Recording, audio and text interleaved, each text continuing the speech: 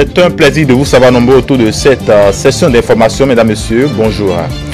À la une de l'actualité, Patrice Talon était ce jeudi 17 octobre 2019 avec les membres de la conférence des présidents du Parlement. Ils ont échangé sur les efforts et dispositions législatives pour la mise en application rapide des recommandations du dialogue politique. Ambiance et points de leurs échanges dans ce journal. Le ministère des Petites et Moyennes Entreprises et de la Promotion de l'Emploi, à travers le Fonds de développement de l'artisanat, organise du 15 au 20 octobre 2019 des ateliers de formation dans 5 localités, à savoir Parakoudjougou, Abomey, Zé et Sémimpodi. Le but visé est de renforcer les capacités des artisans de ces localités afin de garantir au marché la qualité, la quantité et la régularité des livraisons. Et puis nous sommes vendredi, et le vendredi dans la religion musulmane est un jour saint.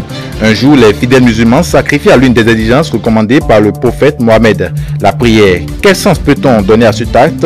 Que signifie réellement ce jour dans la tradition islamique? Le reportage est à suivre dans un court instant. Voilà pour le sommet, mesdames, messieurs. Installez-vous confortablement. Le développement, c'est tout de suite.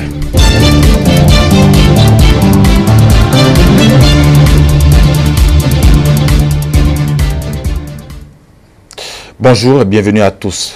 Patrice Talon était ce jeudi matin avec les membres de la conférence des présidents du Parlement. Ils ont échangé sur les efforts et dispositions législatives pour la mise en application rapide des recommandations du dialogue politique.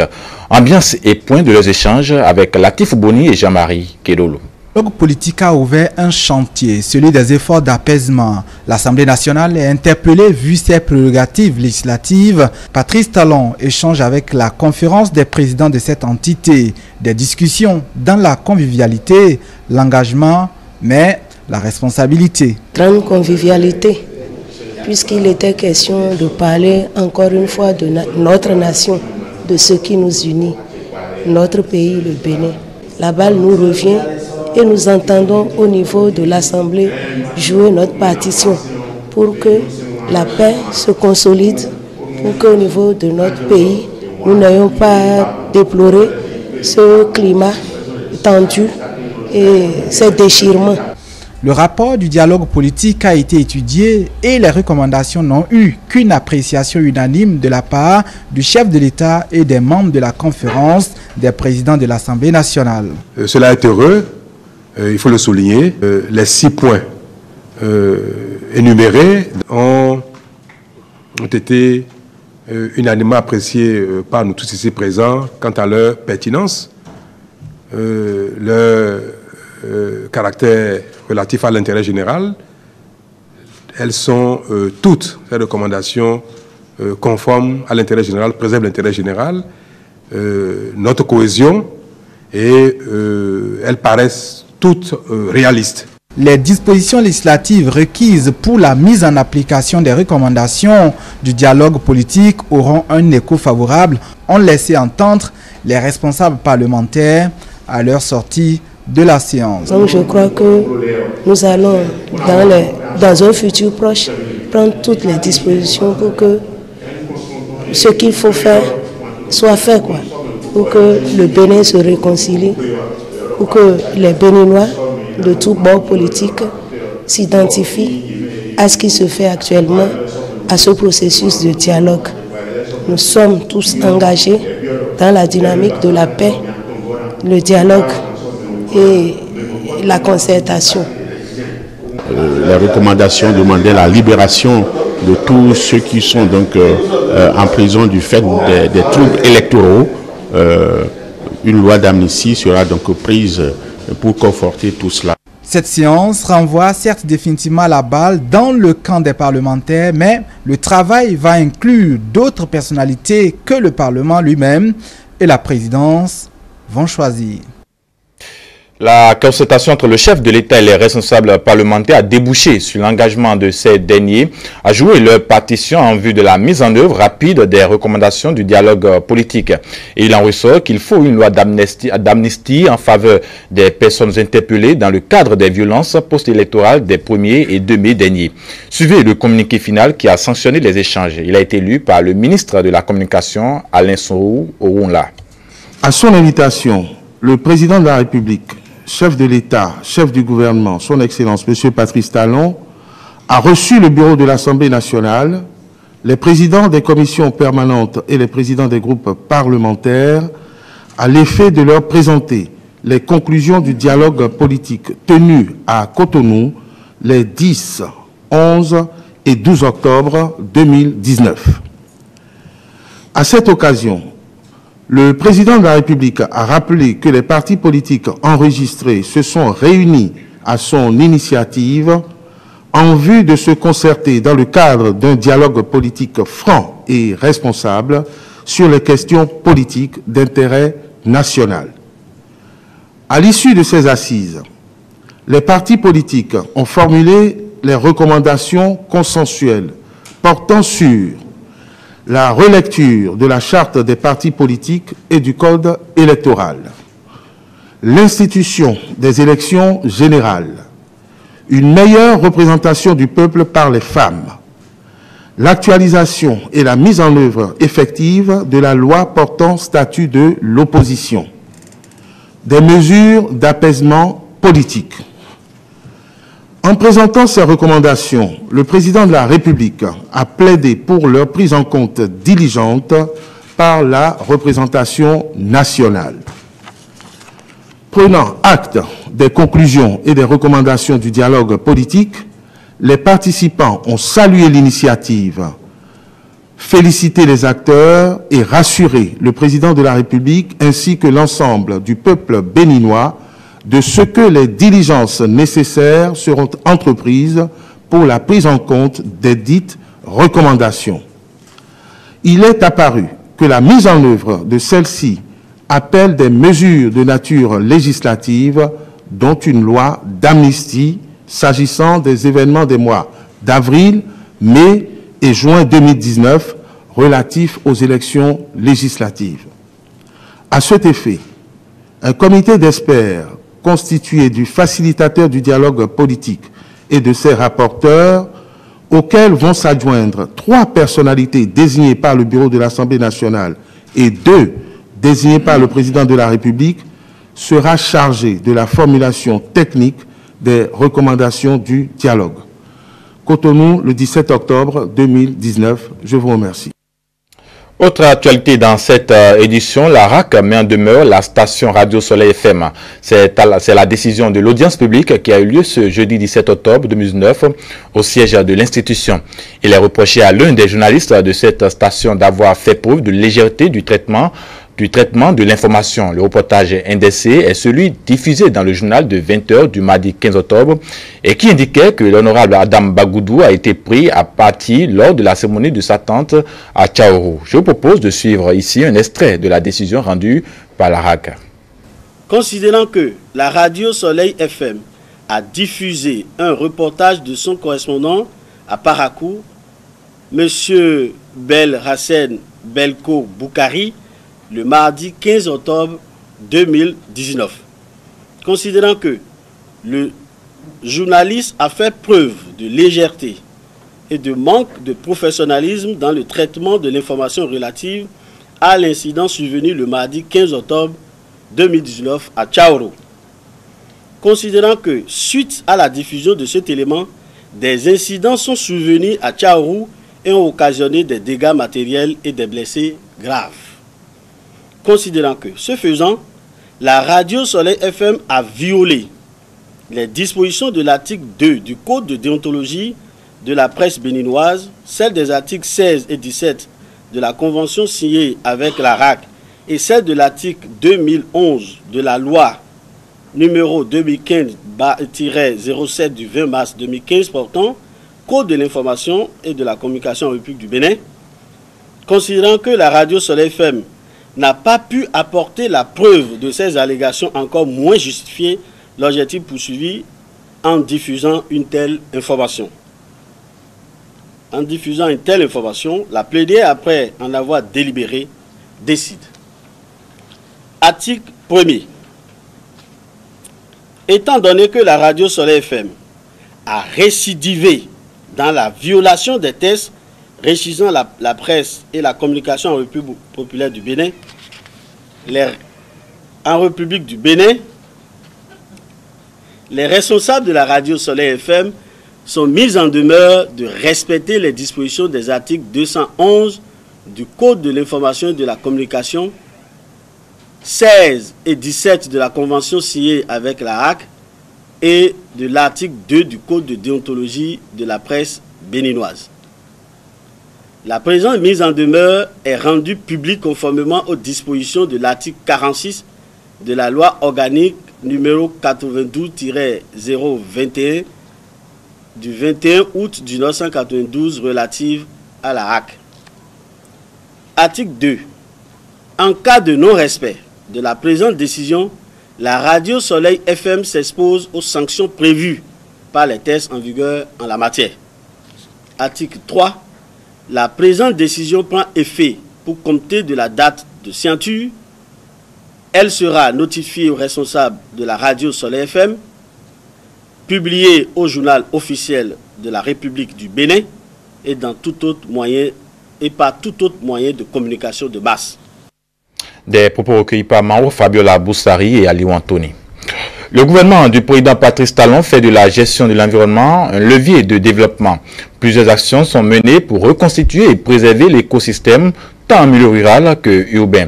Suivons ici le reportage signé Isaac Adier pour plus de précision. Instituée depuis juin 1985 par le général Mathieu Kérékou, la mise en terre des plantes est devenue plus qu'une nécessité pour les gouvernements béninois. En 2017, le gouvernement de Patrice Talon a lancé à Alada le programme de reboisement intensif. À travers cette initiative, de milliers d'espèces végétales ont été mises en terre dans tout le pays. Je voudrais sincèrement féliciter les eaux, forêts et chasses de nous avoir permis de garder dans la constance et la régularité ce flambeau allumé pour continuer de planter, pour continuer d'entretenir, pour continuer de convaincre et de communiquer malgré un développement de plus en plus difficile à contenir. Aujourd'hui, c'est la forêt qui recule devant la ville, mais c'est aussi la forêt qui recule devant l'agriculture qui nous nourrit. Nous avons une équation difficile. La politique du gouvernement prend en compte non seulement le reboisement en zone rurale, mais aussi la foresterie urbaine qui est prise en compte dans le projet asphaltage. Les 200 premiers kilomètres du projet asphaltage ont une composante espace vert.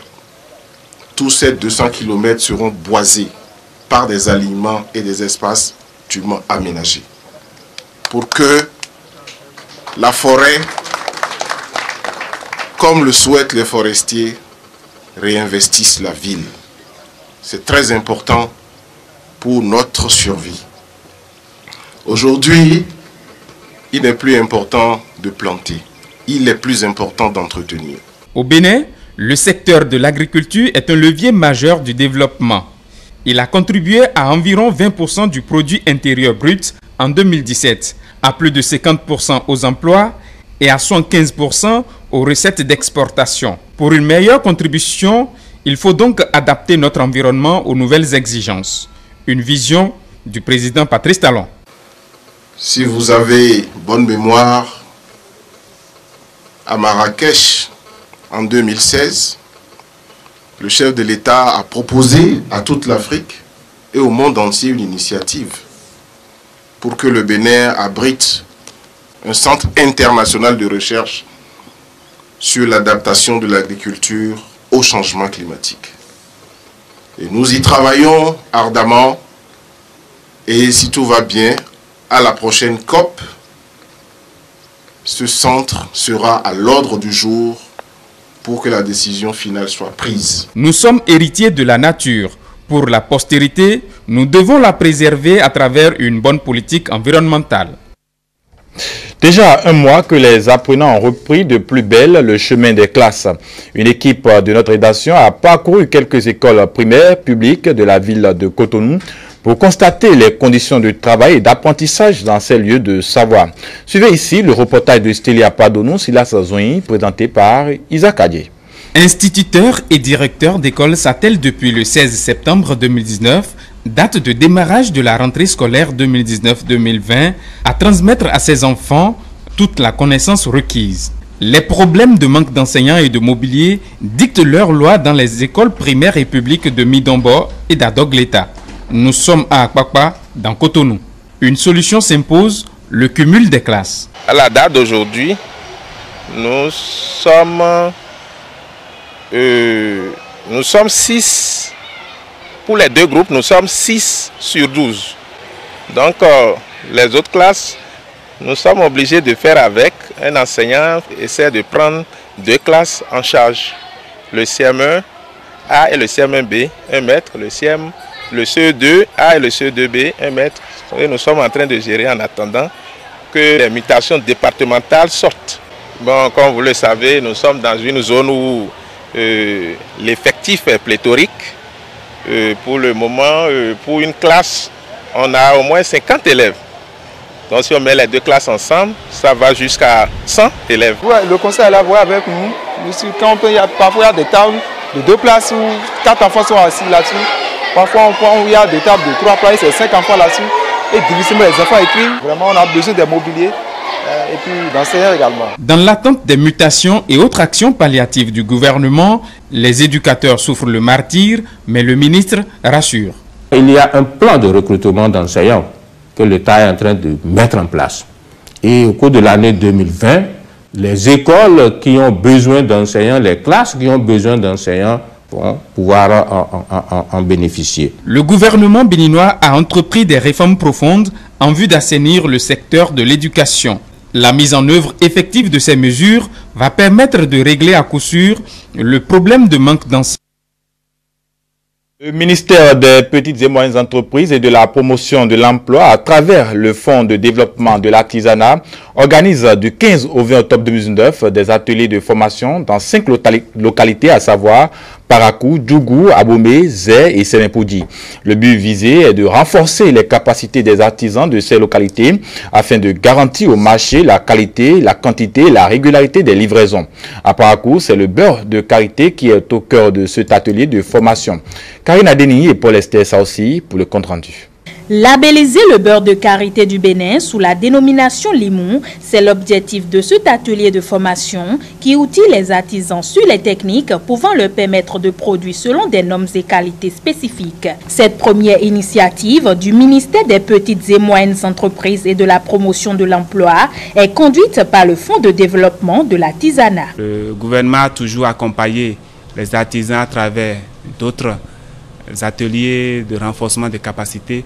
Mais pour le label Limon, c'est la première fois. Il s'agit des entreprises artisanales, donc des artisans organisés qui ont déjà donné la preuve de leur expertise, bien de leur compétence, je vais dire, dans la production, d'accord, de ces produits artisanaux. Conscient des différents efforts entrepris par le gouvernement pour le rayonnement du secteur de l'agrobusiness, les formateurs comptent à partir de cette première journée consacrée à la théorie, apporter le nécessaire à ses participants afin de leur permettre de mieux s'affirmer sur le marché national et international. Le label est différent parce que elle, par exemple, c'est tout comme si on les a déjà positionnés sur un marché. Donc les autres qui n'ont pas suivi ne peuvent pas avoir ces bienfaits-là. Elles vont produire. Le gouvernement a déjà les marchés pour elles. Donc elles sont prioritaires par rapport aux autres. Je veux qu'à la fin vraiment, qu'il y ait vraiment le label. Que ça soit vraiment le label. Je ne veux pas qu'à la fin, qu'elles restent sans ce marché. Il faut qu'elles aient le marché. Elles doivent produire et pouvoir vendre comme le gouvernement a prévu pour elles. De la dizaine de participants attendus au départ, ils sont plus d'une douzaine à répondre à l'appel et se réjouissent déjà de cette première journée de formation. Je souhaiterais que toutes les femmes qui sont venues ici puissent prendre la chose vraiment au sérieux et qu'on s'adhère beaucoup pour mieux faire. Que chacune qui est venue ici aille former son groupement. Et nous avons le sentiment que cette formation-là va nous permettre de sortir des produits de qualité afin que nos produits soient plus visibles sur l'échiquier national et international. Et notre président Talon, je lui remercie aussi beaucoup de nous garder, surtout nous les femmes. On souffre. Nous qui sommes dans la brousse, on souffre. Tu vas aller ramasser karité. Tu vas faire le beurre de karité. Tu ne sais même pas comment tu as fait ça. Et certains vont ramasser ça, fatal encore. Et si tu as la bonne pratique, au moins ton argent serait un peu élevé pour que tu puisses garder tes enfants. Cet atelier de formation est une série qui a démarré simultanément dans 5 différentes localités et qui prend en compte 5 produits, à savoir le beurre de karité, le pain tissé canvor, la noix d'acajou, l'ananas et la farine de manioc.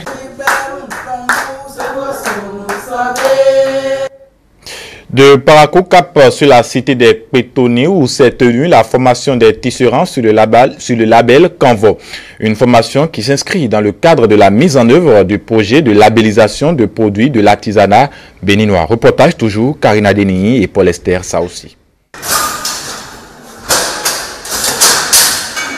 Djougou, deuxième localité choisie par le Fonds de développement de l'artisanat pour la mise en œuvre du projet de labellisation et de certification des produits de l'artisanat béninois. Ici, c'est le pain tissé communément appelé canvor qui est à l'honneur. Passé l'étape de la formation théorique du 15 octobre 2019, place à la phase pratique.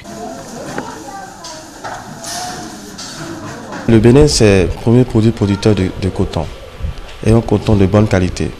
Et près de 95% de cette matière première est exportée, sans une transformation sur place, donc sans valeur ajoutée. Alors que nous avons, sur le plan national, des artisans et artisanes qui sont du métier du tissage et qui ont de l'expertise.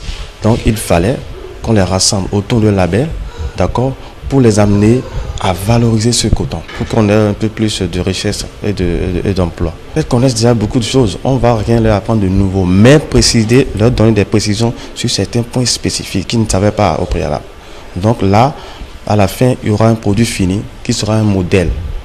Et une fois arrivées dans leurs entreprises, dans leurs ateliers, elles vont continuer avec. 5 jours pour mieux outiller ces 14 participants sélectionnés. Le mordant-sage et la teinture bio des fils de coton servant à la réalisation du pain tissé canvor sont les activités au menu de cette deuxième journée de formation. Nous voulons vraiment avoir des trucs bio, les teintes en bio. Donc on a cherché les écorces, les racines, les feuilles que nous allons teindre avec le fil coton. Puisque c'est du coton il s'agit. La particularité, on est en train de nous mettre l'accent sur la qualité. Le délai, s'il y avait éventuellement une commande, je ne pensais pas à ça parce que c'est des grandes patronnes, c'est des anciennes déjà. Elles sont là, elles ne sont pas en train de dire « moi je suis déjà fatiguée, je ne peux plus travailler ». Elles sont en train de travailler comme des petites filles, comme des jeunes filles qui sont à l'apprentissage. Ça veut dire qu'elles ont vraiment pris sérieux ce que nous sommes en train de faire. Ces participants, venus notamment de Porto Novo, Abomey, Togbo, Natitengu et Djougou, sont satisfaits de la qualité de la formation reçue. La formation qu'on est en train de recevoir, je l'ai beaucoup aimée parce que si tu es dans ton coin et tu ne le sors pas, tu vas croire que c'est ce que tu sais qui est la meilleure. Arrivé ici, moi j'ai découvert beaucoup de choses. J'ai retenu que pour avoir un label, il faut qu'on soit en association. J'ai retenu beaucoup de notions sur la teinture bio. Avant, j'avais la notion pour la teinture, mais avec les produits chimiques. C'est maintenant je suis en train d'avoir la notion sur la teinture bio. Par exemple, je sais qu'il y a les feuilles de mangue qui donnent de la couleur verte, les écorces d'inéré qui donnent le cendre et l'écorce de karité qui donne le rouge au vin.